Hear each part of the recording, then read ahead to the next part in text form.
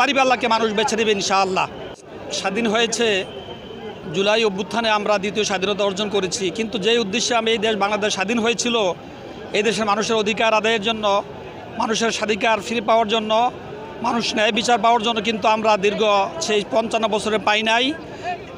আর আমরা দেখেছি বিগত সরকারগুলো যারা এই দেশ পরিচালনা করছে তারা এই আমাদের অধিকার ফিরে দিতে এবং ন্যায় বিচার প্রতিষ্ঠা করতে, অর্থনৈতিক ভারসাম্য রক্ষা করতে তারা ব্যর্থ হয়েছে। এই জন্য দাঁড়িপাল্লা মার্কাকে তারা এবার বেছে নেবে, বাংলাদেশ জামাত ইসলামীকে তারা বেছে নেবে, যারা সৎ এবং যোগ্যতার সাথে দেশকে পরিচালনা করতে পারবে।